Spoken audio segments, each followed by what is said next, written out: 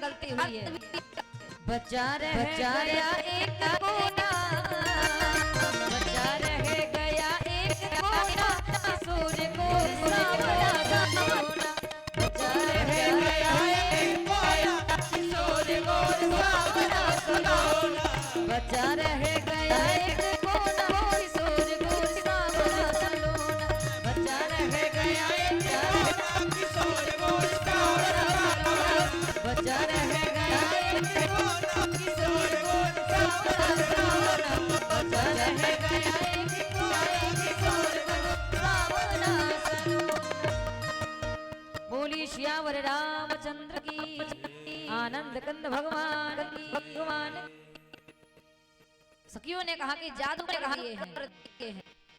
अब सारी सखियां जाती हैं राम जी का लक्ष्मण जी का दर्शन करती हैं। अष्ट सखियां आती हैं मैया जान को कि दो सुंदर राजकुमार आए हैं। श्याम गौर के मैं कहूं बखानी, एक गौर वडक है एक श्याम वडक है। श्याम वडक और जानकी जी से कहते हैं कि एक बार आपको भी दर्शन करना चाहिए। आपके पुष्प वाटिका में ठहरे हैं, जनक जी के अतिथि हैं। मैया जानकी जी अपने अष्ट सखियों को लेकर के और भगवान से प्राण मिलन के लिए आगे बढ़ती हैं। और पहली बार जानकी जी अपने पुष्प वाटिका में किसी पुरुष का दर्शन करते हैं। और महाराज से पहले राम जी और क्योंकि कथाएं बड़ी अधिक है, इसलिए बड़ी बड़ी संत रूप में कहते हैं चलना है। पहली बार जानकी जी राम जी का इस पुष्प वाटिका में दर्शन करती हैं। और जब दर्शन करती हैं मैया, अब एक टक राम जी को देख नहीं सकती क्योंकि अष्ट सखियां हैं। इसलिए मैया ने अपने नेत्र को बंद कर लिया कि पहली बार आपका दर्शन हुआ। और जिस नेत्र से हमारे हृदय में प्रवेश है भगवान, उस नेत्र से पुनः हवा में जाए, इसलिए मैया ने नेत्र को बंद कर लिया। दिन है पलक कपाट से आने। और जब मैया ने ऐसा किया है, अष्ट सखियों ने कहा उनको ये लगता है कि जानकी जी गौरी जी का स्तुति कर रही हैं, गौरी जी का ध्यान कर रही हैं। सखियों ने कहा है मैया जी से गौरी पूजन के लिए बार आ सकती हैं, लेकिन इतने सुंदर ये राजकुमार हैं, इनका दर्शन नहीं होगा। इसलिए इतना ध्यान गौरी जी का बाद धरिएगा, पहले राजकुमार का दर्शन करिए। देखिए कितने सुंदर हैं। और महाराज उन्हें ये नहीं पता है कि सिया जी राम जी का ही दर्शन भीतर कर रही हैं। और प्रथम बार जब मैया ने देखा, दो लाइन की वहां के गाया जाए, बड़ा सुंदर गाया जाता है। देख राम जी को जनक नंदन में वो खड़ी रह गई। राम देखे सिया राम, राम देखे सिया राम। चारू अखियाँ लड़ी रह गई।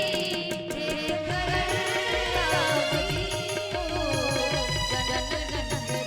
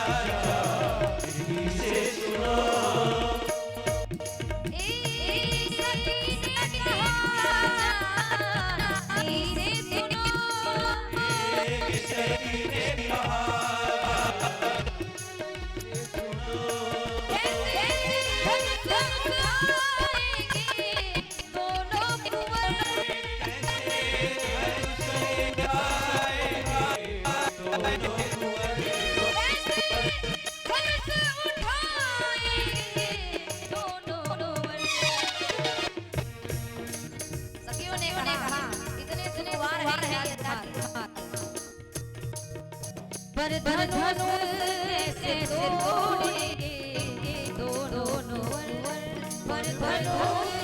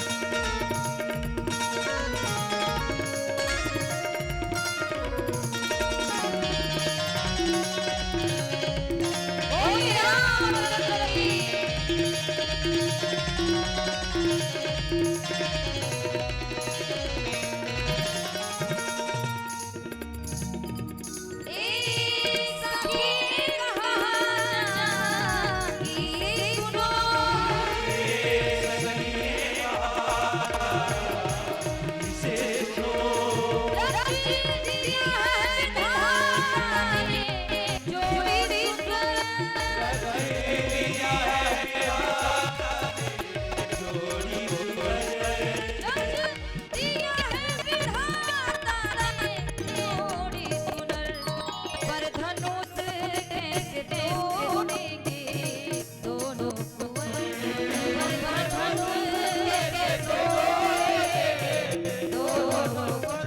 मन में शंका पड़ी रह गई देख कर राम जी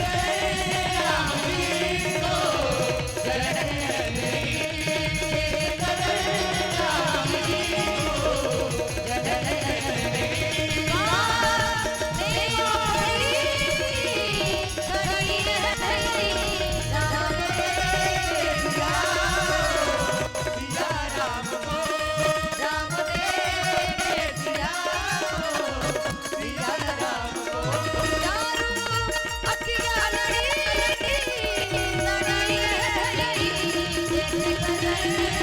रे सिया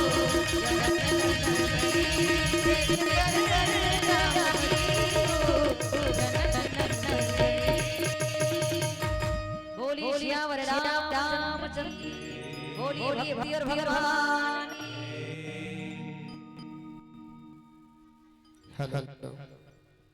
देखिए आज के हमारे कुछ अतिथि गण आए हैं ये रामपुर बेलौली की धरती से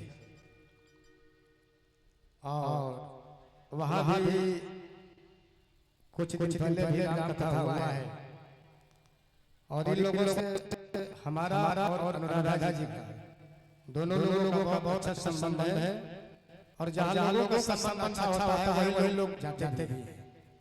तो हम चाहेंगे कि समय बहुत कम है और ये हमारे साथी कुछ अंग लेकर आए हैं तो समय का ध्यान देते हुए ये हमारे बड़े भैया कामेश्वर प्रजापति जी, जनार्दन प्रजापति जी, पारस जायसवाल जी और हमारे जी समस्तो जी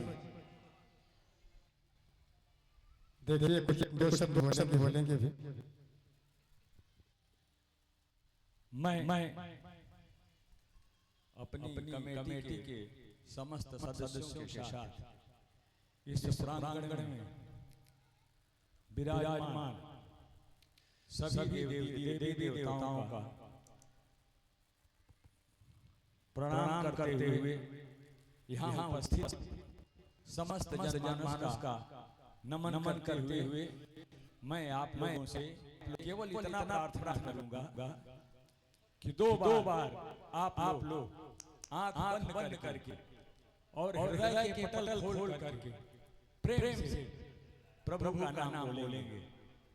प्रेम से बोलिए राधे राधे। आनंद नहीं आया, दोनों हाथ उठाइए, आवाज वृंदावन जाए। प्रेम से बोलिए राधे राधे राधे राधे राधे राधे। जय श्री राधे। बोलो सियापति रामचंद्र की। हम लोग आप लोगों की कथा में व्यवधान नहीं बनेंगे। हम लोग केवल व्यास जी का सम्मान करेंगे और उनके जितने संगीतकार हैं उनका जो है हम लोग सम्मान करेंगे। और सबसे पहले मैं वंदन करूंगा अनुराधा जी पिताजी को कि उनको इतनी भाग्यवान पुत्री मिली है जो चारों तरफ परमात्मा के नाम को लेकर के उनके नाम को जो है सार्थक कर रही है। तो एक बार प्रेम से अनुराधा जी के पिताजी को तालियों से स्वागत कीजिए।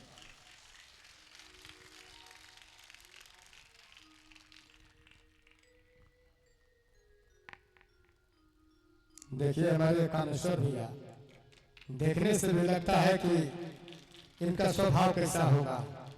वहाँ हर शनिवार कथा होता है, भागवत कथा होता है और ये 2 महीना पहले से लोग तैयारी करते हैं। तो इन लोगों के मन में कई दिनों से ये बातें चल रही थी कि हम लोग जिस दिन राम विवाह होगा उसी दिन हम लोग आएंगे। मैंने कहा अच्छी बात है, आइए, आपका स्वागत है। और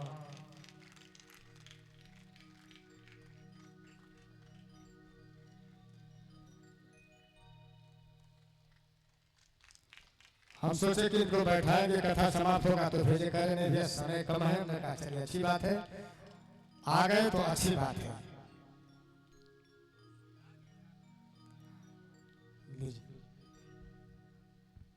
देखिए अनुराधा जी को मिलाने वाले हम लोगों को पाल जी ही हैं। और इस साल कुछ ऐसी परिस्थितियां हुई कि अनुराधा जी का हम लोगों को समय नहीं मिला। इनका स्थान जो है जैसे परमात्मा का स्थान आप लोगों के दिलों में है, तो परमात्मा के स्थान के बाद इनका भी स्थान हम लोगों के दिलों में है।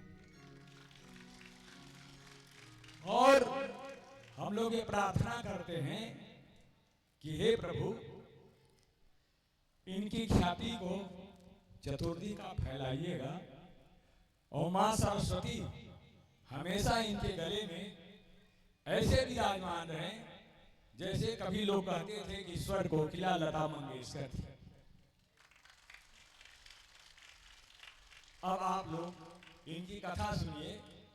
चूंकि मैं 9 दिन का व्रत हूं और मुझे रात में 12 बजे विंध्याचल जी जाना है, नहीं तो मैं कथा आप लोगों के साथ बैठ करके सुनता और आरती हम लोग लेते तभी जाते।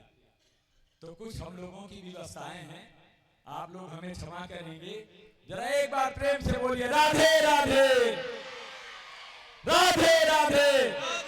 जल्दी जल्दी बोलिएगा राधे राधे राधे राधे राधे राधे राधे राधे। जय श्री राधे। आप लोगों को बहुत बहुत साधुवाद। आप लोग बड़े भाग्यशाली हैं कि आप लोगों को इतनी मधुरमयी भगवान राम की कथा सुनने को मिल रही है। और एक अंश अगर आप लोगों ने अपने जीवन में उतार दिया तो आप लोगों का परिवार धन्य हो जाएगा। रामचरितमानस की एक चौपाई जान लीजिए। काहू नहीं सुख दुख कर दाता, निज कृत कर्म भोग्य सब दाता। आप लोगों को अपने अपने कर्मों का भोगना है। आपके कर्मों का ना आपका पति भोगेगा, ना आपका बेटा भोगेगा, ना और कोई भोगेगा। आप लोगों के साथ हैं तो वो लोग दुखी होंगे, मगर भोगना हम ही आपको है। तो अपने कर्मों को आप ऐसा लेके चलिए कि आने वाले समय में कोई ये न कह दे कि इन्होंने ऐसा कर दिया कि आज इन्हें ऐसा देखना पड़ेगा। और हमारी माताएं अपनी बेटियों को ऐसा सम्मान दे कि बेटियां मायके में तो अपना नाम रोशन करेंगी, जहां जाएं वहां के लोग भी कहें कि मैं धन्य हुआ कि मैं फला गांव से बेटा लाया। और हमारा सनातन तभी भी जीवित रहेगा जब हम अपनी बेटियों को, अपने बच्चों को संस्कार देंगे। संस्कारहीन व्यक्ति इस संसार में ऐसे है जैसे मृग की नाभि में जो है ना कस्तूरी रहती है, चारों तरफ दौड़ के ढूंढता है कि कहां से महक आ रही है। तो अपने बच्चों को संस्कार दीजिए। एक बार प्रेम से बोलिए राधे राधे। बहुत बहुत आप लोगों को धन्यवाद।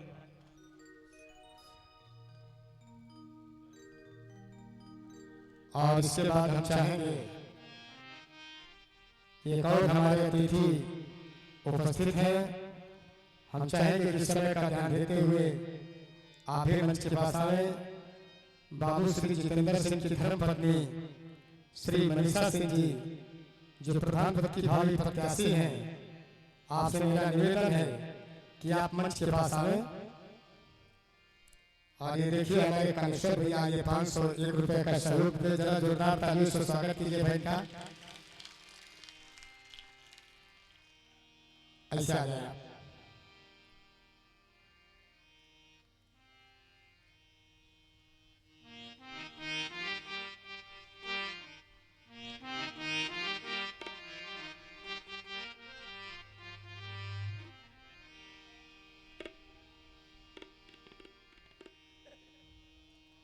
और देखिए इनके लिए भी जोरदार तालियों से स्वागत कर दिए कि इनको हम एक बार कहे थे और बिना बुलाए इनके अंदर ऐसी ममता है, प्रेम है कि जिन्होंने बिना बुलाए पहले एक बार हम आमंत्रित किए हैं।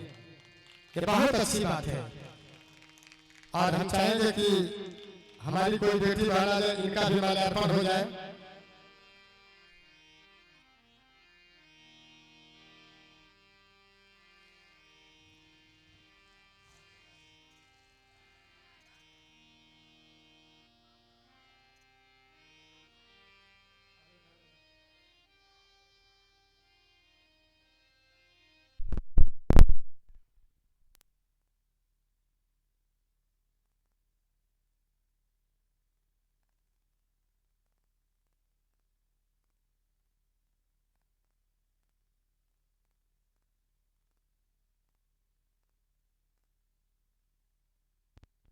हेलो।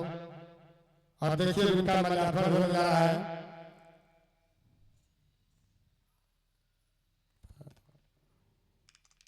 तालियों से स्वागत करें आप।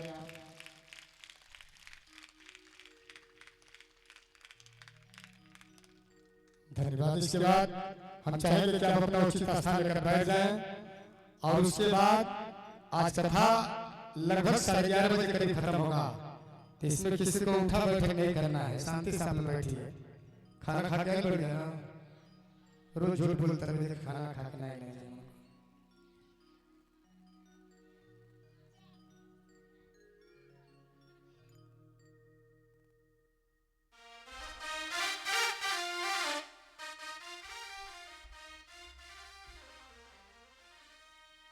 बोलिए श्याम रामचंद्र की, आनंद कंद भगवान की।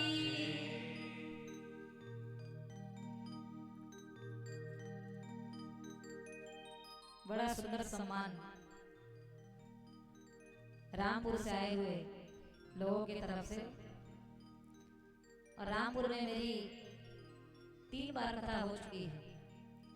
एक बार श्रीमद् भागवत महापुराण, 2 बार राम कथा। और देखिए बड़ी संयोग से इस दुआरी में भी ये दूसरी बार की मेरी कथा है। और इतने दूर से भक्त लोग आए, खूब शुभ आशीर्वाद आप सभी को, इन सभी को। और जितने भक्त हैं एक बार अपने लिए जोरदार तालियां सभी बजाएं। जब हम लोग आते हैं 7:30-8 बजे तो एक भी लोग दिखते नहीं हैं, लेकिन अच्छी बात है कि सब लोग उपस्थित हो जाते हैं। और एक बार पाल जी भैया के लिए जोरदार ताली आप सभी बजाएं।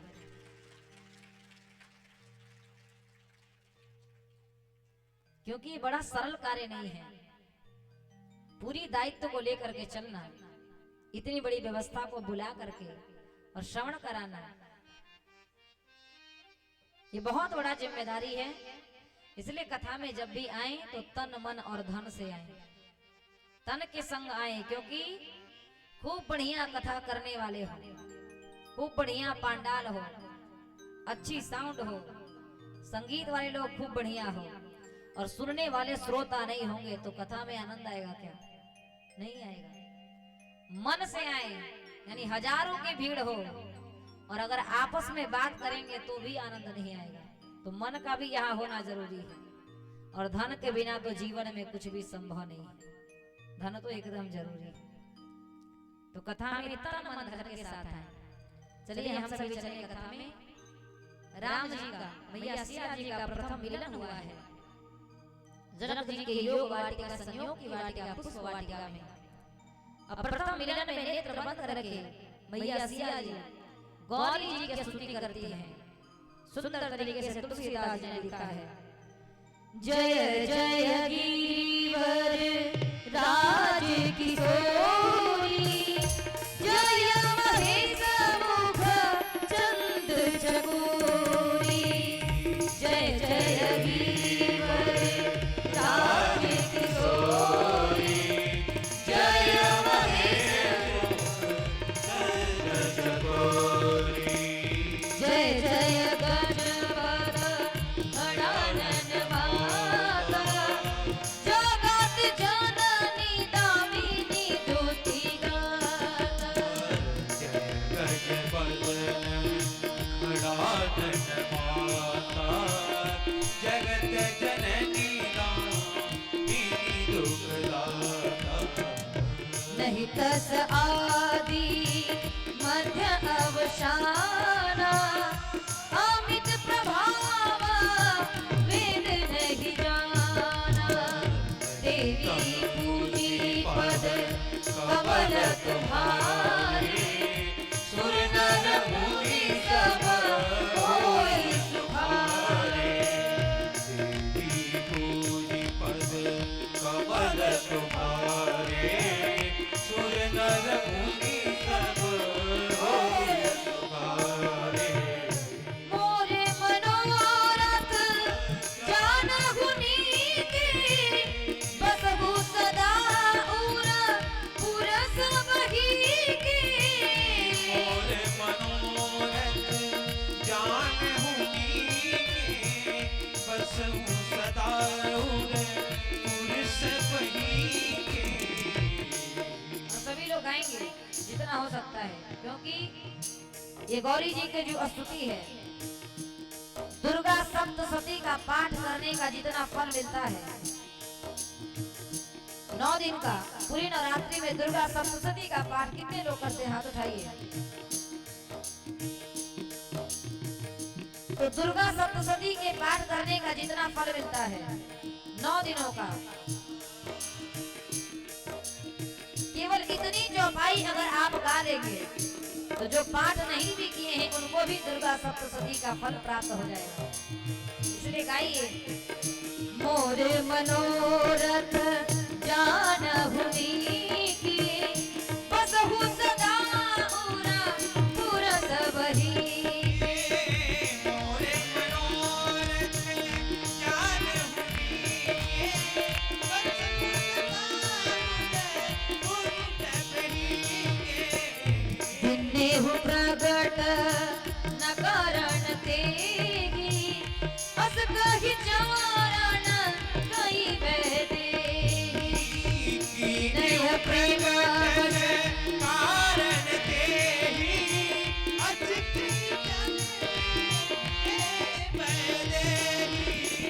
सादर शिया प्रसाद सिर धरायो, बोली गौरी हर्ष भी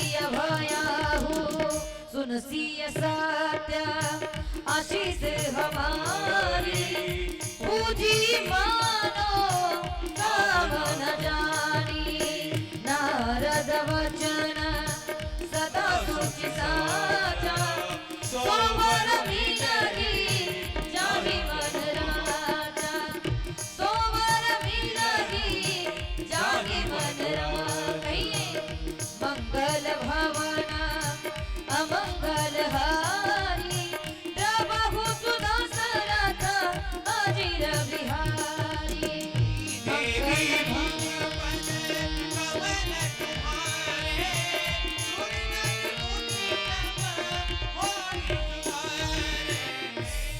बोली आदि शक्ति जगदम्बा की गौरी महारानी की मैया जानकी जी गौरा जी का सुंदर स्तुति करती हैं और इस समय में भी राम जी को ध्यान रख के और मैया से कहती हैं गिरवर ही राजा हिमांचल की पुत्री हे गणेश जी की अम्मा जी शिव जी की अर्धांगिनी आप सबके अंतर मन की बात जानने वाली हैं और हमारे भी अंतर मन की बात को जानती हैं आप और आपको पता है कि मेरे अंतर मन में अभी क्या चल रहा है। दो सुंदर राजकुमार आए हैं उसमें जो श्याम वर्ण के हैं उनको पति के रूप में पाना चाहती हूँ और इतना सुंदर स्तुति करती हैं गौरा जी का आशीर्वाद प्राप्त होता है मैया सिया जी को और स्तुति करने के बाद गौरा जी ने कहा है सुफल मनोरथ होई तुम्हारे कि हे सिया जी आपका ये जो मनोरथ है जिस मनोरथ को मन में धारण करके आप हमारी स्तुति करती हैं ये सफल होगा सुफल मनोरथ होई तुम्हारे पूर्ण होगा ये मनोरथ राम जी प्राप्त होने वाले हैं जानकी जी अष्ट सखियों के संग अपने महल में आई और यहाँ पे 2 दिनों के बाद उस आम्र वाटिका में 2 दिनों तक राम जी लखन जी विश्वामित्र जी के संग ठहरे। अब तीसरे दिन का सुबह और आज का दिन बड़ा विशेष है। आज धनुष मगसारा होने वाला है श्री जनकपुर धाम में और उस धनुष मगसारा में देश विदेश से राजा महाराजा आने वाले हैं। राजा जनक जी अपने पुत्री सिया जी के लिए स्वयंवर रखे हैं और ये सारी कथाएं आप जानते हैं। बड़ा प्रकाश डालते हुए चला जाए। शिव जी का धनुष है उस धनुष का खंडन करना है और जो भी धनुष में प्रत्यंचा का रोपण करेगा आज उसी के हाथों से वरमाला सिया जी के गले में पड़ने वाला है। तो बड़ा विशेष दिन आज का है। धनुष मगसारा का सुंदर आयोजन करके जनक जी न्योता देते हैं सभी को उद्घोषणा करते हैं कि हमारे पुत्र सिया जी का स्वयंवर है और महाराज जनक जी सतानंद जी को भेजते हैं कि जा करके विश्वामित्र जी और उनके संग जो राम लखन आए हैं राजकुमार उन्हें भी लेकर के आइए। वो भी धनुष मगशाला में बैठ करके दर्शन करेंगे इसको देखेंगे। सतानंद जी आते हैं विश्वामित्र जी को बुलाएं। राम लखन जी आते हैं संग में। तुलसीदास जी ने बड़ा सुंदर चौपाई के संग कहा है कि रंग भूमि आए दो भाई रंग भूमि आए दो भाई अस सुधि सावा पूरा वासी न जाई अस सुधि सावा पूरा वासी न जाई चली सकल गृह काज विशारी चली सकल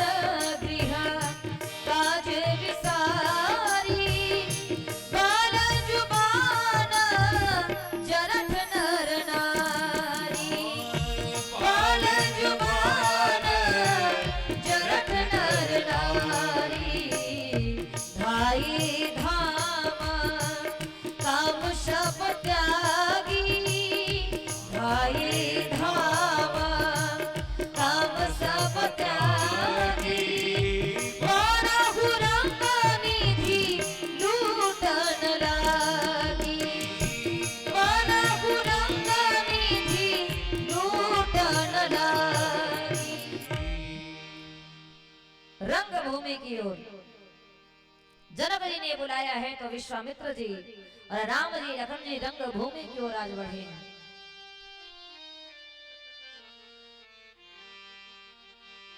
और बड़ी स्थिर होकर के कथा को सुने। मैंने कहा था सभी लोग पीला वस्त्र पहनकर आएंगे और बड़ा अच्छा लग रहा है कि सब लोग वैसे ही आए, लेकिन ये भी बार बार बोला जाता है स्थिर होकर के भगवान की कथा को सुने। अब ये नहीं कि एक दूसरे को देखते रहे। अब मैंने कल ये बताया था भगवान का विवाह है, श्रृंगार करके आना है। अब श्रृंगार किए हैं तो आपस में ही मत देखिए कि कौन कैसा लग रहा है। भगवान की कथा में बैठे तो केवल उनके बारे में विचार होना चाहिए। तो किसको देखना है, आपस में कि भगवान की तरफ। अच्छा, महिलाओं के बारे में एक प्रसंग बताएं। एक बार एक सास थी। कौन थी, जोर से बोलिए। भले राम का नाम इतना तेज नहीं बोले, लेकिन सास का नाम इतना जोर से बोले। और महाराज एक सास थी, अपने बहू को देखने जाती है।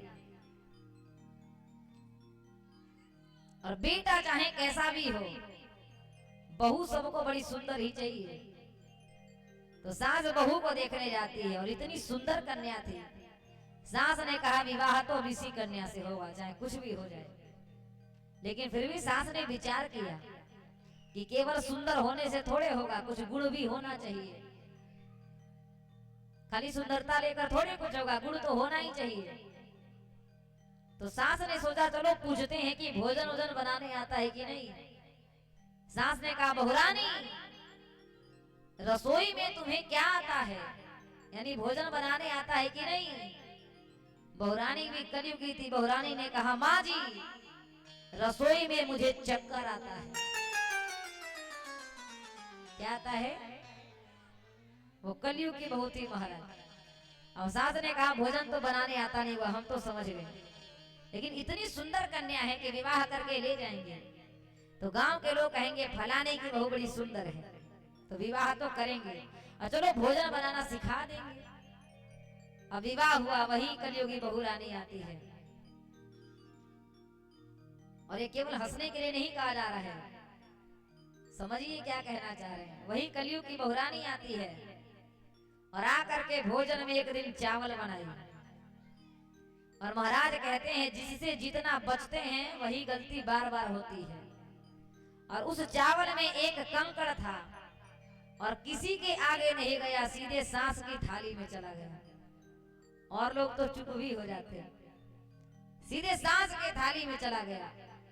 सास ने चावल खाया, दांत के नीचे कंकड़ आया। सास ने कहा बहुरानी, भगवान ने तुम्हें दो आंख दिए हैं, एक कंकड़ नहीं बुन सकती हो।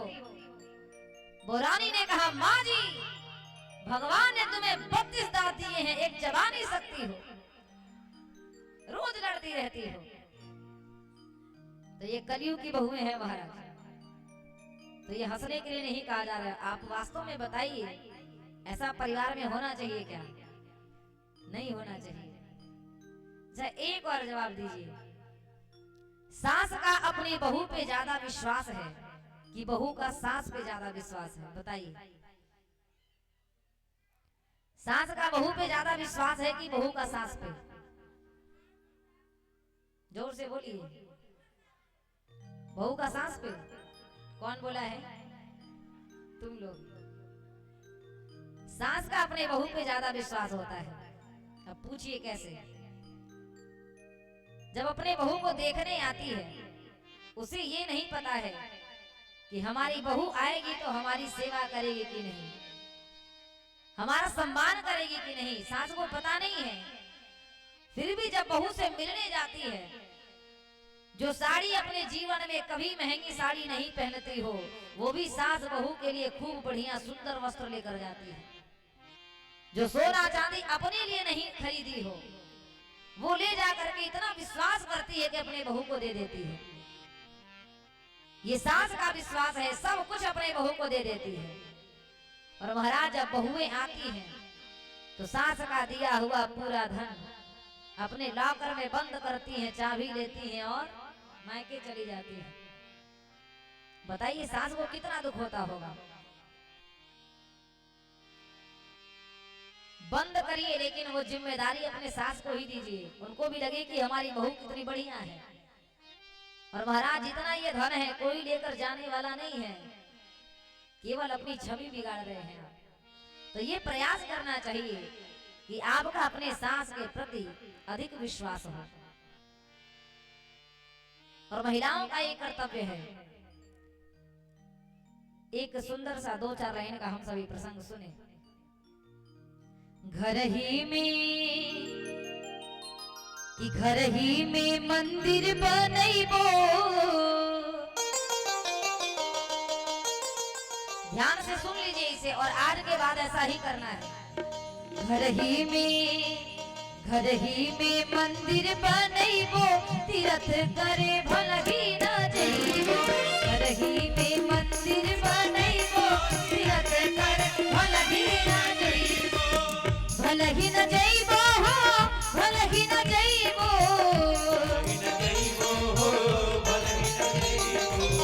भलही न जइबो हो, भलही न जइबो।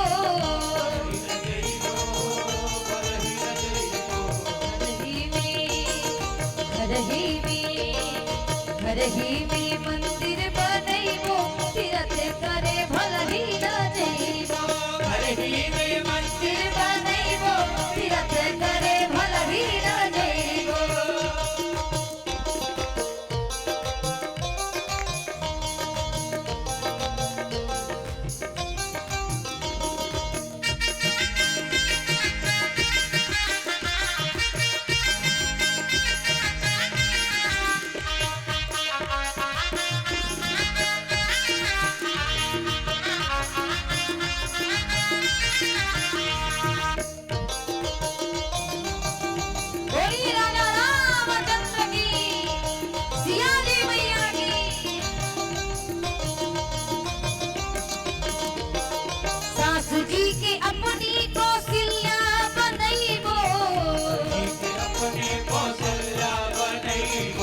ससुर जी के अपना हम दशरथ बनैबो। सास जी के अपनी कौशल्या बनैबो, ससुर जी के अपना हम दशरथ बनैबो। और महिलाएं दोनों हाथ उठाएंगी, केवल महिलाएं और बेटियां भी। और कहिए सास जी के अपनी कौशल्या बनैबो, ससुर जी के अपना हम दशरथ बनैबो। और ये ध्यान दीजिएगा, भगवान के सामने हाथ उठा करके बोल रहे हैं। अब आज के बाद लड़ाई नहीं होनी चाहिए। दोनों हाथ उठाइए सभी लोग, और प्रभु के सामने कहना है कि ऐसा ही परिवार बनाएंगे। सास जी के अपनी कौशल्या बनैबो, ससुर जी के अपना हम। और जब ऐसा करेंगे तभी आप सिया जी कहलाएंगे। देवर के लखन बनैबो, तीर्थ करे भलही न जइबो। देवर के लखन बनैबो, तीर्थ करे भलही न जइबो। भलही न जइबो हो, भलही न जइबो, भलही न जइबो हो, भलही न जइबो।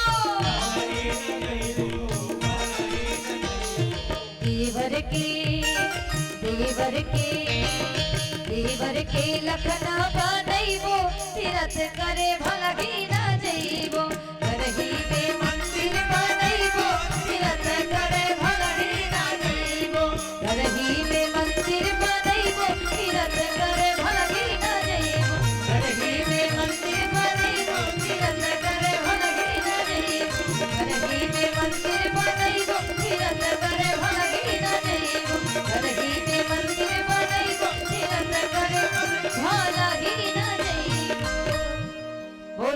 श्यामल रामचंद्र की, आनंद कंद भगवान की। तो ये प्रसंग इसलिए कहा गया है कि ये भी अपने जीवन में उतारना है। इस व्यास मंच से, व्यास गति से ऐसी ही बात कही जाती है जो जीवन में आप उपयोग में लाएं। केवल हास्य के लिए कुछ भी नहीं कहा जाता, क्योंकि यहाँ की एक मर्यादा है। इसलिए इस प्रकार से अपने जीवन को बनाएं, तब सिया जी के जैसा आपका सम्मान बढ़ेगा। जब कुछ महिलाएं कहती है महाराज का बताई, चाहे कुछ कल हमार सास तनिको बढ़िया ना है। अभी आप जानत नहीं क्यों उनके,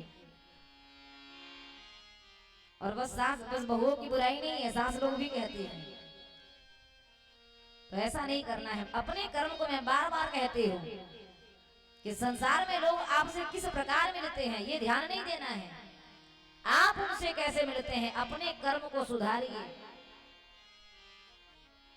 ये आपका दायित्व है कि परिवार में किस प्रकार रहना है। अपने कर्म को सुधारिए, तब तो जीवन में आनंद आने वाला है।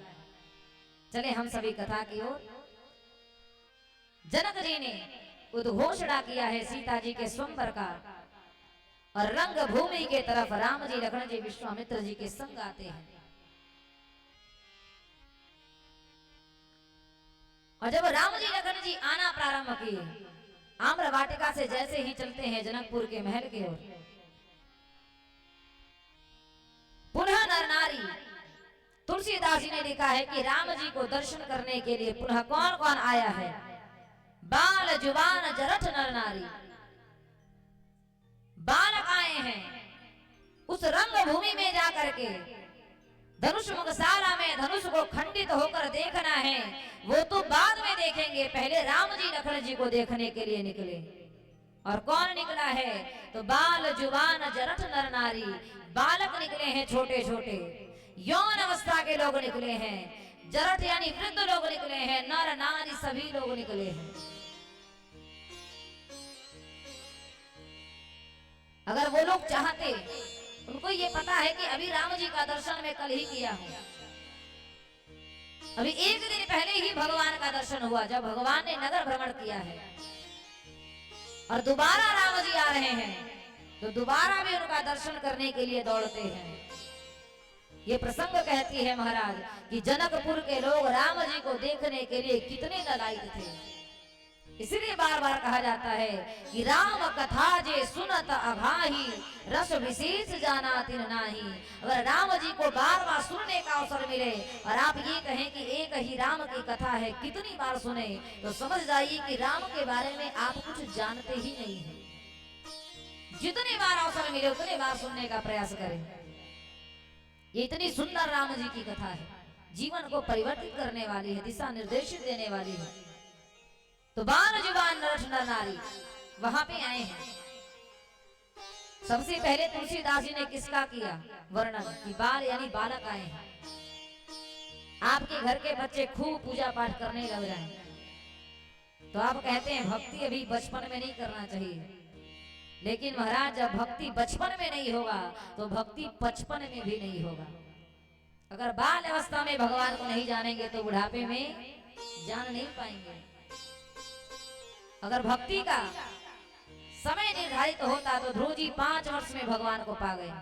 बूढ़े थे क्या वो? प्रहलाद जी 5 वर्ष में पा गए। तो भक्ति का कोई उम्र नहीं है। लेकिन आजकल की बड़ी विडंबना है महाराज, माताएं चाहती हैं कि चाहे कुछ भी हो जाए, हमारा बेटा चोर बन जाए, डाकू बन जाए, गुंडा बन जाए, लेकिन पंडित नहीं बनना चाहिए, साधु संत मत बने। ये सनातनी लोग हैं जिनकी ये सोच है। तो जब बालक भक्ति करते हैं, भजन करते हैं, उसमें आपको सहयोग देना चाहिए। तो बाल जुबान जरठ नर नारी सभी लोग राम जी का दर्शन करने आए हैं और सुध बुध खो दिए महाराज। जब सुनते हैं कि रंग भूमि में राम लखन आ रहे हैं, जो जिस कार्य को कर रहा था, जो गाय को भूसा दे रहा था, एक हाथ में उनके भूसा लगा हुआ है और वो ध्यान नहीं दिया कि मुझे हाथ धोना भी चाहिए, और उसी प्रकार भगवान को देखने चला गया।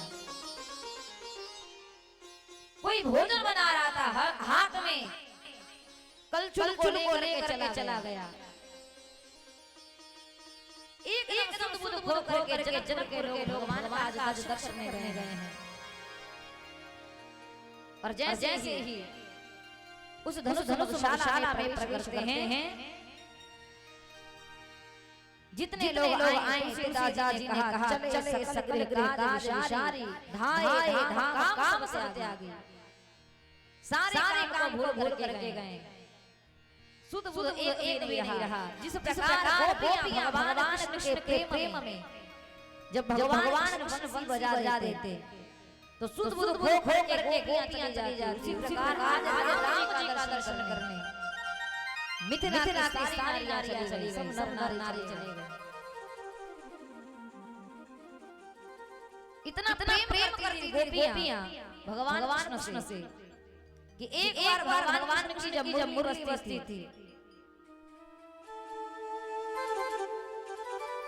तो गोपियां कृष्ण से मिलने जाती थी, चाहे वो दिन हो रात्रि हो। उसी प्रकार आज राम से मिलने पहुंचे।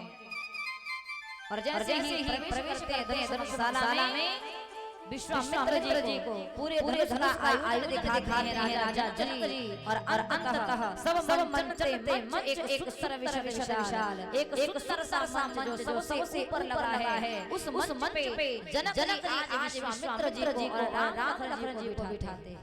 सब मंच सबसे सिंहासन पे विश्वामित्र जी को भगवान को और राम लखन को स्थान दिया गया। और अब जनक जी बैठ करके अपने महिमा से कहते हैं कि उठ करके अब घोषणा करो। और पीछे के लोग थोड़ा इधर आगे आ जाए तो है जगह भी, खड़े रहे हैं आप लोग। अभी इतनी सुंदर व्यवस्थाएं हैं, सभी लोग बैठे थे और भगवान का विवाह उत्सव का था सुनेंगे। थोड़ी देर में हम सभी भगवान के वरदान करेंगे। अब धनुष का विभाजन होने वाला है। बोली आनंद करत भगवान की। जनक जी ने कहा है अपने परिवार से उठिए और ये घोषणा करिए कि सीता जी के स्वर में जितने लोग आए हैं सभी लोगों का खूब स्वागत है। और अब बताइए आगे का क्या व्यवस्था है। और महाराज जनक जी के सेना उठते हैं, बाहुबली उठते हैं और उठ करके ये घोषणा करते हैं, बोले बंदी वचन मध सुनहु सकल महिपाल, बन बिरे हरि करहि हम भुजा उठाई शान। दोनों भुजा उठा करके जनक की सेनाओं ने कहा हे दूर से आए हुए राजा महाराजाओं, देश विदेश से आए हुए राजा महाराजाओं, ध्यान से कान खोल सुन लो। जनक जी के बुलावे आप सीता जी के स्वर में आए हो। और मैं जान रहा हूँ कि जितने राजा आप बैठे हैं सब राजा के भांति, सब राजा के भीतर बल है वो चंद्रमा के समान है। और आप ये सूचित करते हैं आज इस स्वर में जो धनुष को दो खंडों में विभक्त देगा उसी के हाथों से वाला जान लीजिए के गले में पड़ने वाला है। और वही आज जनक का जमाई बनने वाला है। और किसका परम सौभाग्य है अभी ये किसी को पता नहीं। ये सौभाग्य किसको प्राप्त होने वाला है जो जनक का जमाई बनेगा, जिसे मैया सीता जी भक्ति जी पत्नी के रूप में मिलेंगी। अब महाराज जैसे ही जनक जी के दूतों ने कहा है कि आपके अंतर की शक्ति चंद्रमा के समान है। जितने राजा भीतर से गदगद हो गए कि वाह वाह क्या स्वागत किए, हमारे बल के बारे में बताते एकदम गदगद हो गए। और अंततः ये भूल गए राजा कि ये जनक जी के दूत हैं ये उनके सेना है, इसलिए बड़ा ये विवेक है। अंत में जनक जी सेनाओं ने कहा कि सुनिए, आपके भीतर का बल है तो चंद्रमा के समान है, और ये जो शिव जी धनुष है वो राहु है, और चंद्रमा नहीं चल करके आए तो भी राहु से अपनी ओर खींच लेता है। इसलिए बड़ी संभल कर आया कर धनुष को तोड़ना है। अब तो महाराज जो राजा समझदार थे, वो उस धनुष को सारा छोड़ चले गए। क्यों चले गए? क्योंकि राजा ने कहा कि जनक जी के दूतों ने हमें संबोधित किया है कि हे भूपति। राजाओं ने सोचा, जो विवेकी थे, कि हमें भूपति कहा गया है, और जनक जी भूसुता है, और भूसुता से भूपति का विवाह नहीं हो सकता, क्योंकि मैं भूपति हूँ, जनक जी भूसुता है, जनक जी हमारी पुत्री समान हो गई, इसलिए विवाह हम कर नहीं सकते हैं। तो जो समझदार राजा थे वो चले गए, और बचे कौन? वही अभिमानी राजा बच गए। जितने राजा मन में अभिमान था कि मैं संपन्न में जाऊंगा, सिया जी से विवाह करूंगा, वही अभिमानी राजा बच गए। और अब महाराज उद्घोषणा के बाद धनुष पे प्रत्यारोपण की बारी आती है। गोस्वामी तुलसीदास जी ने कहा कि 10,000 राजा सभा में उपस्थित थे। कितने थे? 10,000। थोड़ी देर को बुलाइए, 10 मिनट के बाद। बोली श्याम रामचंद्र की आनंद भगवान की। और 10,000 राजा को जब ललकारा गया, अब धीरे धीरे पहले राजा उठे हैं धनुष का खंडन करने के लिए। परिकरिदाद उठे बुलाई, चले इष्ट देव वंदनाई। उठ बैठ करते हैं, दंड प्रणाम करते हैं, और अपने अपने इष्ट को प्रणाम करके धनुष को तोड़ने के लिए चले। और महाराज एक राजा उठे और अपने इष्ट देव को प्रणाम करते हैं, धनुष हमसे ही टूटना चाहिए। लेकिन महाराज फिर भी उसे टूटता नहीं है। क्यों? क्योंकि 10,000 राजा में एक राजा ने भगवान से प्रार्थना किया कि धनुष हमसे टूटे, और 9,999 ने कहा कि भगवान इससे धनुष टूटना नहीं चाहिए। तो महाराज अधिकता कहा है तो 9,999 में, इसलिए राजा से धनुष टूटता नहीं। एकता में शक्ति होती है, इसलिए उनसे टूटता नहीं है धनुष। एक जाते हैं जाकर आए, अब आने वाला बड़ी सतर से हो रहा है, नीचे सर करके, और जाने वाला एकदम हंसते हुए जा रहा है कि बड़ी चले धनुष को तोड़ने। इतना बल तोड़े है, और आने वाला कहता है अब तुम्हारी बारी है, जाओगे तो समझ में आएगा ये कोई साधारण धनुष नहीं है, ये अपने जगह से हिल भी रहा है। दूसरा राजा जाता है, उठाने का प्रयास कर रहा है। महाराज बैठ करके, खड़े होकर के, सो करके, लेट करके, और इतना प्रयास कर रहा है, लेकिन धनुष अपने स्थान से टस से मस नहीं होती है। अपने स्थान से हिला ही नहीं, क्योंकि वो शिव जी का धनुष है। कोई साधारण धनुष नहीं रखा उस धनुषशाला में। अब राजाओं ने ये योजना बनाई, 10,000 राजा ने कहा कि चलो एक साथ मिलकर के धनुष को उठाएंगे। 10,000 राजा ने कहा एक साथ धनुष को उठाना है। सभी ने कहा कन्या तो एक है, विवाह तो एक से होगा, और एक साथ सब लोग उठा लिए तो विवाह किससे होगा? राजाओं ने कहा कि 10,000 मिलकर के उठाएंगे, और उसके बाद आपस में युद्ध करेंगे, और जिसका सर बच जाएगा यानी जो जीवित रहेगा उसी के गले में सीता जी वरमाला डालेंगे। महाराज जिसका शुरुआत ही छल से किया जा रहा है, एकता में शक्ति तो है, लेकिन इस एकता में भगवान भी जानते हैं ये एकजुट होकर के कार्य नहीं हो रहा है। इस कार्य में पहले ही सोच लिया गया कि पहले मिलेंगे उसके बाद मारेंगे काटेंगे, इसलिए भगवान ने कहा ये तो सिद्ध नहीं होना है।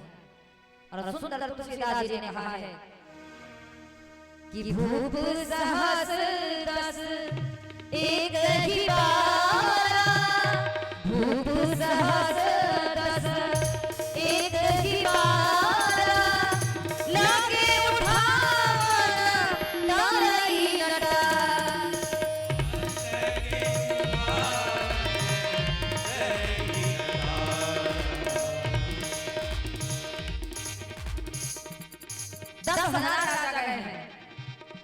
भूप सहस्रदश एक ही बारा भूप सहस्रदश एक ही बारा लगे उठावन उठई नटारा लगे उठावन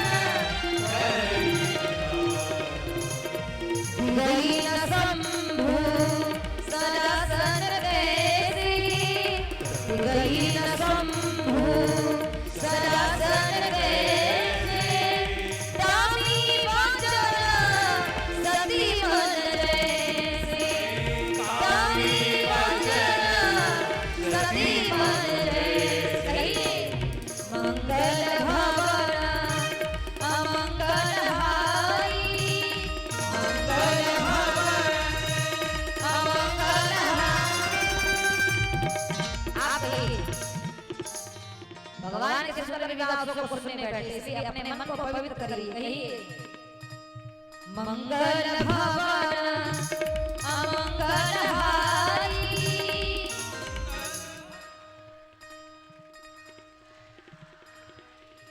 द्रवहु सुदशरथ अजिर बिहारी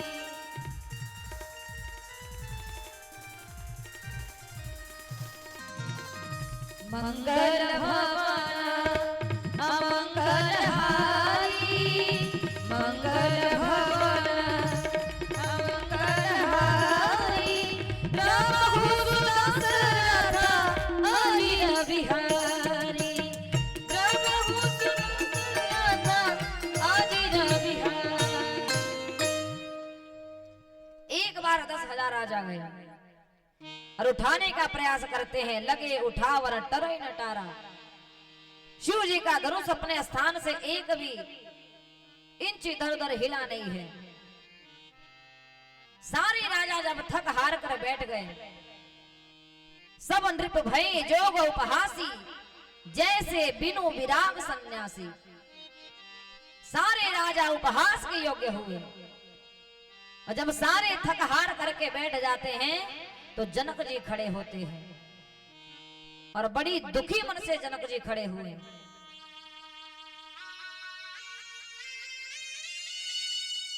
जनक जी अपनी लगाई हुई सभा में खड़े होते हैं और दुख को जागृत करते हुए जाहिर करते हुए जनक जी ने कहा तजहु आस निज निज गृह जाओ लखा न विधि वैदेही विवाहु। जनक जी ने कहा जितने राजा महाराजा देश विदेश से आए हैं सब लोग अपने अपने घर को लौट जाइए क्योंकि मैं जान गया हूं लिखा न विधि वैदेही विवाह। जिस परमात्मा ने हमारी बेटी को इतना संपन्न बनाया है हमारी बेटी जान वैदेही भाग्य में कोई वर ही नहीं है संसार में।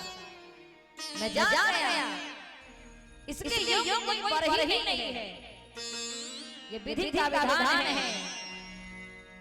जनक जी ने कहा सुकृति जाए जो पन परिहर हो और कुंवारी कुंवारी रहाई कार हो। आप सभी अपने अपने घर जाइए हमारी बेटी अब कुंवारी है हम कुछ नहीं कर सकते हैं। ऐसा कोई योग वर ही नहीं मिला हमें। कुंवारी कुंवारी रहाई कार हो कुछ नहीं कर सकता हूं। और इतना कहने के बाद जनक ने कहा वीर विहीन महिमे जानी। जनक जी ने कहा जान रहा हूं ये धरती दीपों से खाली है वीर विहीन महिमे जानी। इस धरती पे कोई वीर नहीं है। एक बार जनक जी ने कहा कि वीर विहीन महिमे जानी। सारे राजा महाराजा अपने सर को नीचे झुका कर बैठे।